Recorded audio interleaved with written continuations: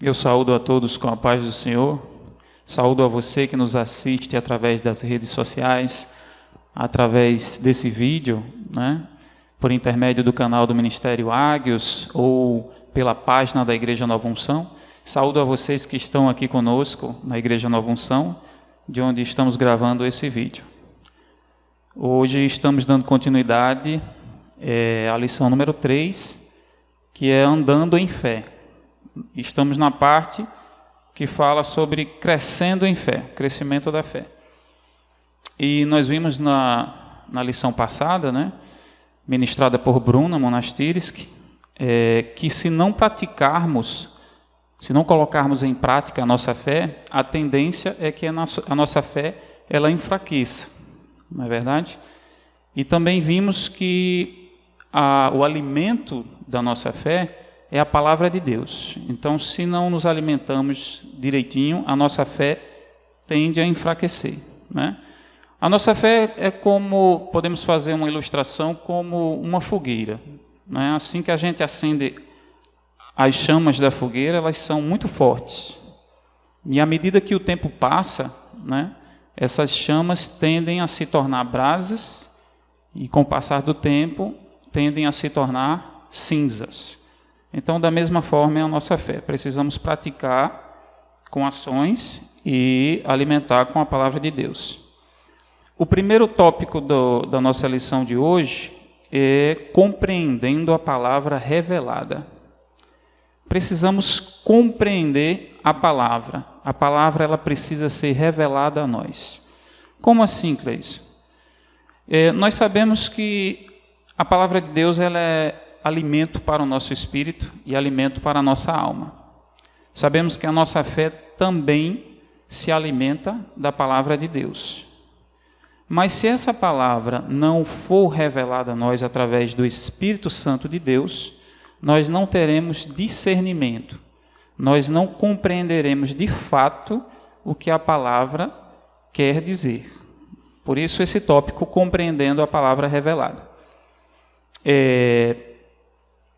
O homem natural, ele não compreende as coisas do Espírito Santo de Deus.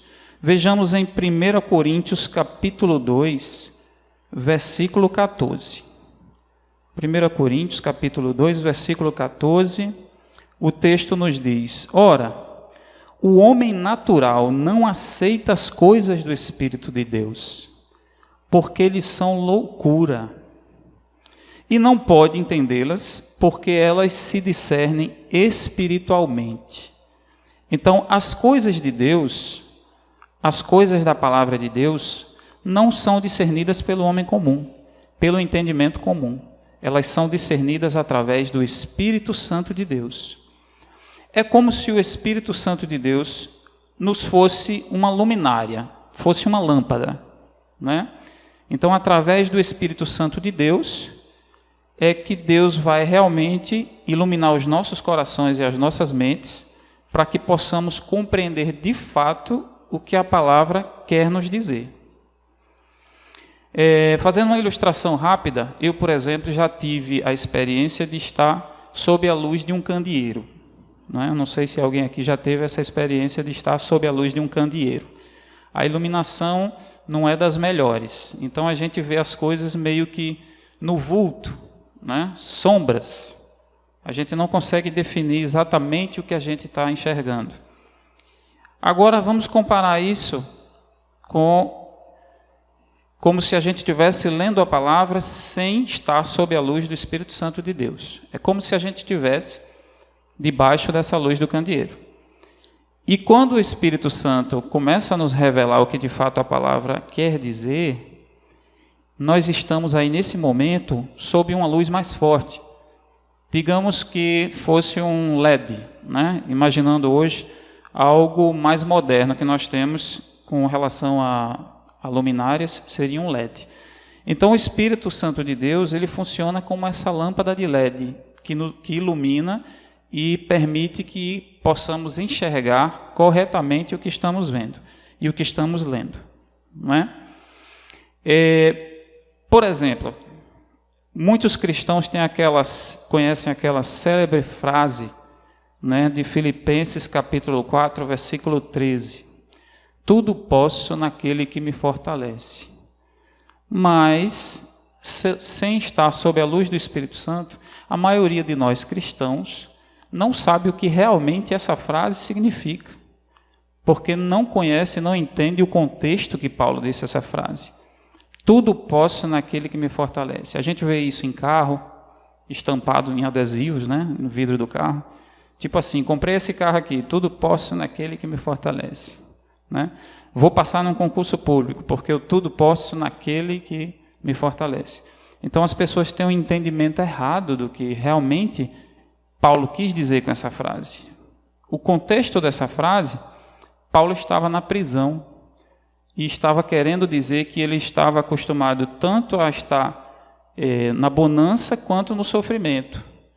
E aí Paulo na prisão, querendo dizer que naquele momento tudo podia no Salvador, porque ele poderia enfrentar qualquer situação, qualquer tribulação. Ou seja, tudo ele podia naquele que o fortalecia. Então é um contexto diferente do que a gente imagina. Se a gente não estiver sob a luz do Espírito Santo nos ajudando a enxergar o que a palavra quer dizer, podemos incorrer nesses erros.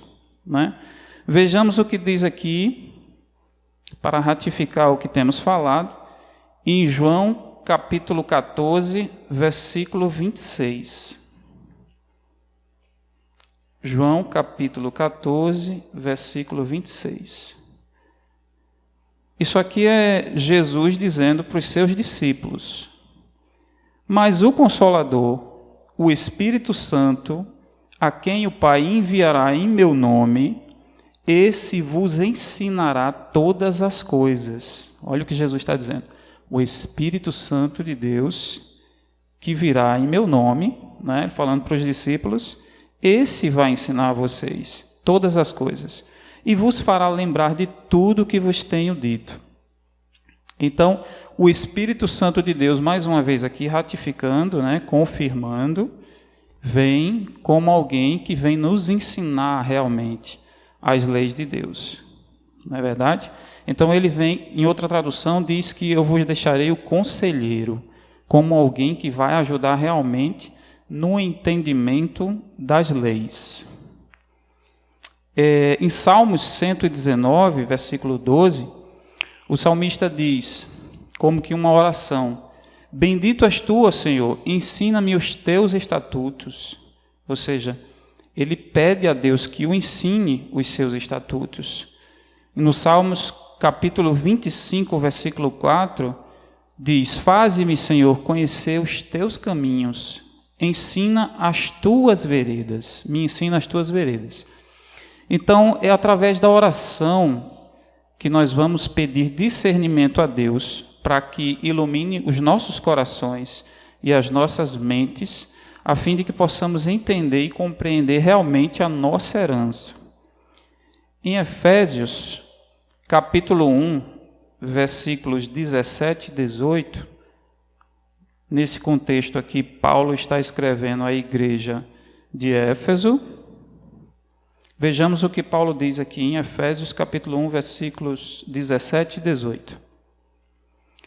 Para que o Deus de nosso Senhor Jesus Cristo, o Pai da glória, aliás, lendo a partir do versículo 16, não cesso de dar graças por vós, fazendo menção de vós nas minhas orações, para que o Deus de nosso Senhor Jesus Cristo, o Pai da glória, vos conceda espírito de sabedoria e de revelação, no pleno conhecimento dele. Então, Paulo pede que Deus dê à igreja de Éfeso espírito de sabedoria e de revelação. Mais uma vez, confirmando que nós precisamos do Espírito Santo de Deus para nos revelar e nos fazer discernir realmente o que a palavra quer dizer. No versículo 18 ele diz: iluminados os olhos do vosso coração, para saberdes qual é a esperança do seu chamamento, qual a riqueza da glória da sua herança nos santos. Iluminando o vosso coração. Né? Então, a gente precisa compreender que, sob a luz do Espírito Santo, realmente a palavra de Deus nos será revelada. Se estivermos debaixo dessa luminosidade do Espírito Santo, é que nós entenderemos a palavra de Deus. Amém? O tópico número 2 da nossa lição de hoje é: sem entendimento haverá pecado. Sem entendimento haverá pecado. Bom, a falta de entendimento da palavra de Deus pode se dar por 2 motivos. O primeiro dos motivos é porque eu não tenho acesso à palavra de Deus, não ouço a palavra de Deus, ou porque realmente eu não quero ler a palavra de Deus. Então, eu não tenho contato com a palavra de Deus. Esse é o primeiro dos motivos. Não vai haver entendimento, logicamente. E se não há entendimento, haverá pecado. Eu estarei vivendo uma vida na ignorância, né? Por assim dizer. O segundo motivo para que não haja entendimento é quando eu leio a palavra de Deus, mas, como vimos no tópico anterior, essa palavra não me é revelada, né? O Espírito Santo não me revela, porque eu não busco a ajuda do Espírito Santo para me revelar a palavra. Então, por esses 2 motivos, nós podemos viver sem entendimento da palavra de Deus.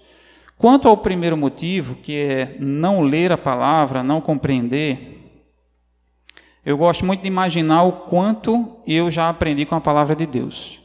Né? A partir do momento que começamos a ler a palavra de Deus, nós vemos coisas que fazíamos de errado, pecados que cometíamos, e hoje nós nos policiamos para não cometer os mesmos pecados, né? Os mesmos erros. E ensinamentos que nós tivemos com a palavra de Deus, muitos ensinamentos que nós aprendemos com a palavra de Deus. Agora, imaginemos se essa palavra nos fosse retirada. Por algum motivo, a palavra de Deus, nós não tivéssemos mais acesso a ela. Sumiu a palavra de Deus, vamos imaginar. O que será que acontecia conosco? Nós só podemos imaginar que retornaríamos aos poucos àquela nossa vida de pecados, né? Voltaríamos a viver na era da ignorância. Com o tempo, o que se imagina é isso, porque nós não temos mais aquele alimento, tá? Então voltaríamos a viver sem entendimento, o que geraria pecado, né? Podemos confirmar isso, por exemplo, que o povo de Israel, por diversas vezes, passou por esses momentos em que o povo de Israel simplesmente abandonava a palavra de Deus, deixava de seguir os ensinamentos.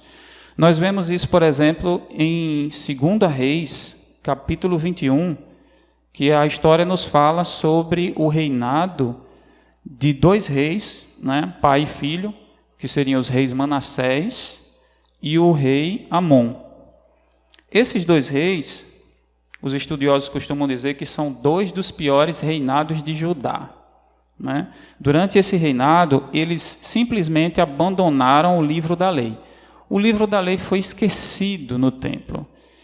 E, além disso, o que eles fizeram? Eles construíram altares no templo do Senhor para cultuar outros ídolos, mas justamente porque estavam abandonando o livro da lei, os ensinamentos do livro da lei. Então, durante esses 2 reinados, o povo sofreu muito, né? Porque o julgamento de Deus veio sobre esse povo, Judá. Justamente por quê? Porque, como não tinha lei, passou a não ter entendimento. E aí isso aí gerou pecado, que gerou julgamento, né? Gerou julgamento. Porque sem entendimento o povo peca e traz juízo de Deus sobre si. Mas após esses 2 reinados, de Manassés e Amon, o rei Josias, né, que foi o sucessor, ainda novo, o livro foi reencontrado no templo, e quando o sacerdote trouxe para ele e falou do que estava escrito, e ele ouviu as palavras do livro da lei, diz o texto que ele se arrependeu, rasgou as suas vestes, né, juntou toda a população, e a partir dali leram o livro da lei para que todos ouvissem, e a partir dali ele começou a seguir os ensinamentos da lei. Então, a partir dali, o povo passou a novamente ter entendimento da palavra de Deus, né? E durante esse período do reinado do rei Josias, Deus aliviou a coisa ali para o pessoal de Judá, o povo de Israel. Então, teve um alívio temporário. É tanto que, se a gente vai ler a história em 2 Reis, e continua lendo o capítulo 22 em diante, a gente vê que, com a morte do rei Josias, o povo novamente se esquece do livro da lei. Passa a perder o entendimento novamente. E aí começa tudo de novo, castigo novamente, né? Oséias capítulo 4, versículo 6, tem aquele versículo muito conhecido também: meu povo perece por falta de conhecimento. É a mesma coisa, Israel toda a vida que não seguia os ensinamentos do livro de Deus, da lei de Deus, né, perecia. O povo era julgado e sofria as consequências. O salmista diz no Salmo 119, versículo 11, uma coisa muito interessante, agora já relacionado ao segundo motivo pelo qual não temos entendimento da palavra de Deus, e isso vai gerar pecado, que é quando nós lemos a palavra, mas nós não meditamos na palavra, nós não buscamos a revelação através do Espírito Santo, e aí não temos entendimento da palavra. O salmista no versículo 119, no capítulo 119, versículo 11, ele diz: guardei a tua palavra no meu coração para não pecar contra ti. Em outra versão ele diz: escondi a tua palavra no meu coração para não pecar contra ti. Então veja, nós devemos buscar o entendimento na palavra, guardando a palavra no nosso coração. Nós realmente devemos praticar aquela palavra e não simplesmente ler. Quando nós só conhecemos a letra, nós não necessariamente temos o entendimento, não é?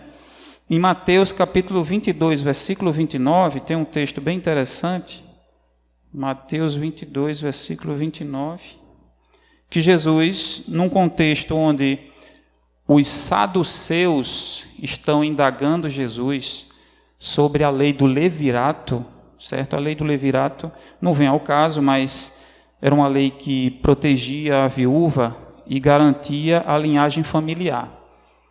E aí, quando os saduceus indagam Jesus sobre a lei do levirato, Jesus responde: errais por não conhecer as Escrituras, nem o poder de Deus. Errais por não conhecer as Escrituras.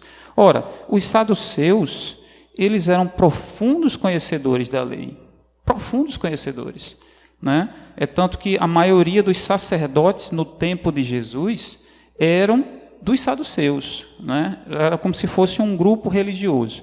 Tinha os saduceus e tinha os fariseus. Mas eles eram profundos conhecedores da lei de Deus. O que significa isso? Errais por não conhecer as Escrituras, né? Isso nos passa a ideia de que não basta simplesmente conhecermos a letra. Não basta simplesmente conhecermos o texto. Precisamos realmente buscar o entendimento da palavra de Deus. Amém? O nosso terceiro tópico dessa lição de hoje é socorrendo a fé através da unidade do corpo.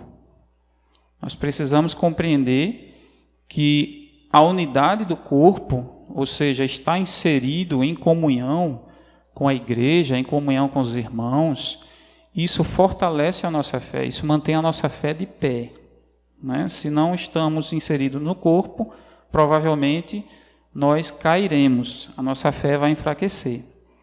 Por mais maduros que sejamos na fé, nós precisamos estar inseridos no corpo de Cristo, né? Nós vivemos um tempo que muitos procuram deslegitimar a importância da igreja, a importância do congregar na igreja, né? Essas pessoas dizem que tudo é reino de Deus e eu posso adorar na minha casa sozinho, né? Eu não preciso estar em comunhão com as pessoas.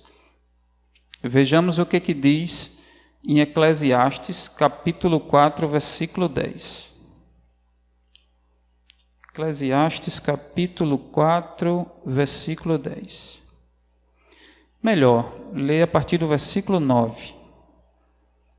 Eclesiastes 4, 9 e 10. Melhor é serem 2 do que 1, porque tem melhor paga do seu trabalho. Porque se caírem, um levanta o companheiro.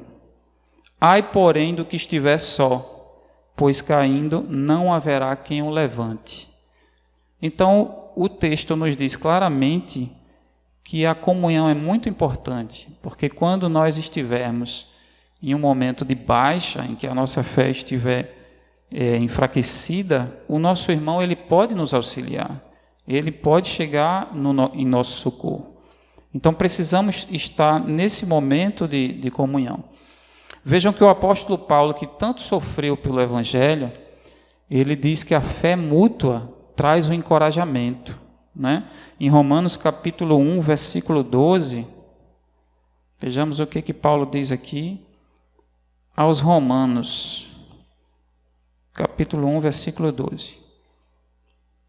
Isso aqui ele está falando do desejo dele de estar junto com a igreja de Romanos, tá? E no versículo 11 ele vem dizendo: porque muito desejo ver-vos, a fim de repartir convosco algum dom espiritual, para que sejais confirmados. Aí no versículo 12 ele diz: isto é, para que em vossa companhia reciprocamente nos confortemos por intermédio da fé mútua, vossa e minha. Nos confortemos.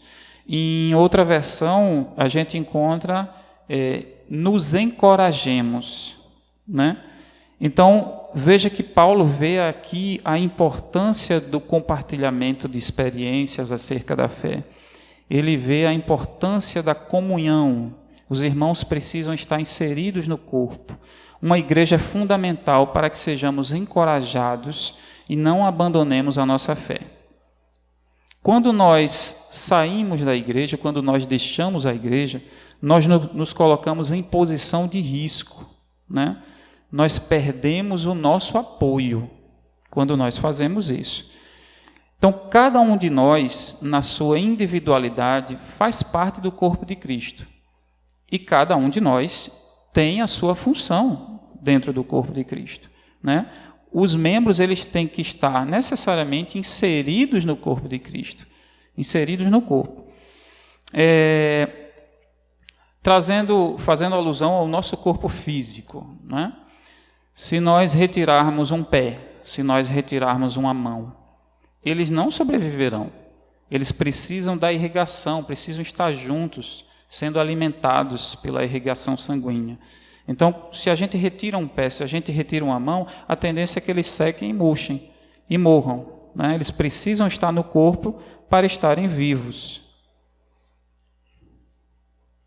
Em Hebreus capítulo 10, versículo 25, Hebreus 10, 25, olha o que diz aqui a palavra de Deus. Não deixemos de congregar-nos como é costume de alguns. Não deixemos de congregarmos como é costume de alguns. Antes, façamos admoestações, e tanto mais quanto vedes que o dia se aproxima. Então, Paulo novamente está dizendo que não basta nos comungarmos com Deus dos nossos lares, né? Sabemos da correria do dia a dia, sabemos que nós vivemos hoje numa vida frenética, cheia de compromissos, né? Mas Paulo enfatiza novamente que precisamos estar inseridos no corpo, precisamos estar nos congregando, né? Imaginamos aí uma fogueira novamente. Nós somos a brasa, tá? Se a brasa está na fogueira, ela está acesa. Se a brasa sai da fogueira, com o tempo ela vai se apagar, ela vai perder a luminosidade e vai se apagar. Então, da mesma forma somos nós. Nós precisamos estar na fogueira, precisamos estar inseridos no corpo. Então, irmãos, a comunhão entre os irmãos fortalece a fé e o ânimo a fim de perseverar em seguir a Deus.